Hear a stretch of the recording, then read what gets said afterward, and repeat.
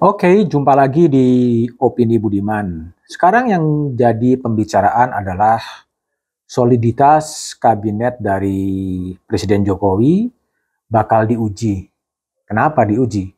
Karena kalau kita membaca daftar calon sementara yang diterbitkan KPU, ada 5 menteri dan 4 wakil menteri di kabinet Presiden Jokowi akan ikut berkontestasi dalam pemilihan calon anggota legislatif pada 14 Februari 2024. Apa masalahnya? Toh, seorang menteri tidak dilarang untuk menjadi calon anggota legislatif.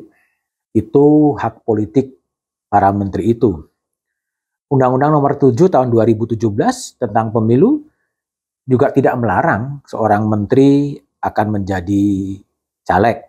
Ya, mungkin orang hanya khawatir pekerjaan di kabinet bakal terbengkalai ketika sejumlah menteri dari Presiden Jokowi kemudian berkampanye untuk partainya, berkampanye untuk dirinya, dan berkampanye untuk bakal calon presiden yang akan diusung partainya. Padahal tantangan yang dihadapi oleh kabinet Presiden Jokowi cukup besar di 1 tahun akhir pemerintahannya. Butuh konsentrasi penuh dari kabinet. Hendaknya memang kerja kabinet tidak dinomorduakan. Saya teringat pada pendapat Manuel Quezon, Presiden Filipina tahun 1935-1944, dan juga pernah dikutip oleh Presiden AS John F. Kennedy. Dua orang itu mengatakan, "My loyalty to my party ends when my loyalty to my country begins." Itu adalah pandangan dari dua presiden di Filipina dan di Amerika. Dalam bahasa mudah adalah loyalitas kepada partai berakhir ketika loyalitas kepada negeri itu dimulai. Tapi mungkin itu pandangan Barat. Indonesia mungkin berbeda. Pada tahap ini mungkin akan terjadi konflik nilai. Nilai yang mengacu pada hukum formal bahwa tidak ada larangan bagi menteri untuk menjadi caleg, tapi juga ada nilai-nilai etika dan moralitas yang mungkin bermasalah. Jadi hukum formal tidak dilarang, tapi dari sisi etika itu bisa saja jadi masalah. Pertanyaannya kemudian adalah, apakah benar caleg dari menteri itu nanti akan menjadi anggota legislatif seandainya terpilih? Atau sebetulnya hanya akan menjadi vote getter, pemancing suara untuk partai politik? Lalu bagaimana dengan pertanggungjawaban dari si caleg yang kebetulan menteri kepada para pemilihnya? Siapa sih sebetulnya para menteri yang akan maju dalam caleg di 14 Februari?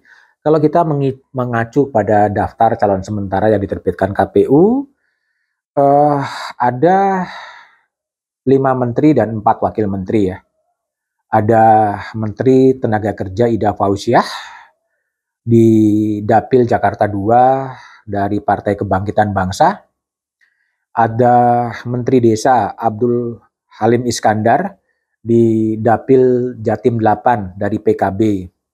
Kemudian ada Menteri Pemuda dan Olahraga Dito Aryo Tejo di Dapil Jakarta I dari Partai Golkar. Lalu ada Wakil Menteri Perdagangan Jeffrey Sambuaga mewakili Dapil Sulawesi Utara dari Golkar.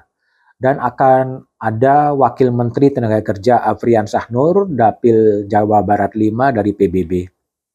5 orang itu bakal mendukung Prabowo Subianto sesuai dengan partai politiknya. Lalu ada Menteri Hukum dan HAM Yasona Lawli, itu dari daerah pemilihan Sumut 1 dari PDIP. Kemudian ada Wakil Menteri Pariwisata dan Ekonomi Kreatif Angela Tanusudibyo di daerah pemilihan Jatim 1, itu dari Perindo. Dan ada juga Wakil Menteri Dalam Negeri John Wempi Wetipo dari Papua Pegunungan dari PDIP. 3 menteri dan wakil menteri ini berada dalam koalisi PDIP yang bakal mengusung Baca Pres Ganjar Pranowo. Lalu ada lagi satu menteri dari Nasdem di Dapil Sulawesi Selatan, Syahrul Yassin Limpo. Syahrul berada dalam naungan Partai Nasdem bersama Demokrat dan bersama dengan PKS yang mengusung koalisi perubahan, yang mengusung Anies Baswedan. Nah, ini tentunya menjadi menarik bagaimana mencermati kampanye nanti. Sejumlah menteri dalam satu pemerintahan masih menjadi menteri di Kabinet Jokowi, tetapi punya orientasi politik yang berbeda. Ada yang ke Ganjar, ada yang ke Prabowo, tapi ada juga nanti yang ke Anies Baswedan. Nah, satunya mengusung kesinambungan, satunya akan mengusung perubahan. Ini menarik karena tidak perlu menteri itu mundur, ya, tidak perlu itu menteri mundur ketika dia nyalek, gitu. Tapi ketika kampanye dia harus cuti dan mendapatkan izin dari presiden. Bahkan kalau kita lihat tadi daftar yang ada, nanti di Kementerian Tenaga Kerja bakal ada kekosongan, ya.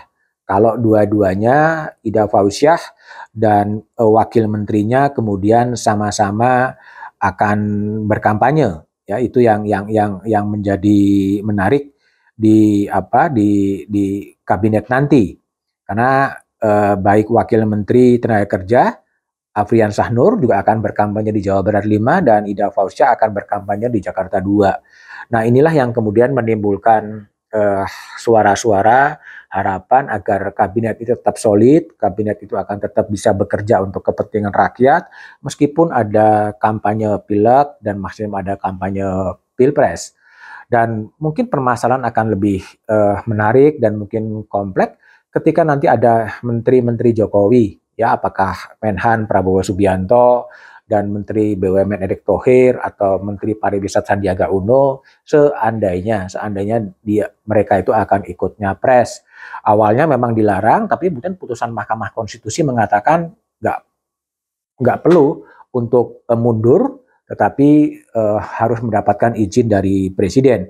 Nah, masalahnya adalah bagaimana Presiden Jokowi tetap bisa mengawal agar konsentrasi kabinet tetap untuk kepentingan publik, meskipun pada saat tertentu ada yang menteri yang kampanye sebagai calon legislatif dan mungkin kampanye sebagai calon presiden. Soliditas kabinet diharapkan tetap terjaga, performa kabinet tetap bisa tidak terganggu. Semoga saja para menteri itu ingat bahwa loyalitas kepada negara itu lebih penting.